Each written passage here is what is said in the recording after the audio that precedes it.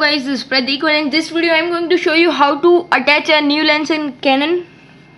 Okay, so let's start it. So this is my Canon 700D. You can see here EOS 700D. So what you have to do is just press this button on your Canon DSLR. You can see here a button from this white dot. Just press that and turn the lens. Then you can see here the lens is removed. To attach a new lens, what you have to do is just open this cap, and you can see here this white dot, and that same dot is there in that camera. So just match that dots and then turn the lens,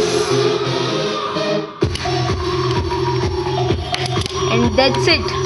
We have attached a new lens in camera. Okay guys, thanks for watching and don't forget to subscribe my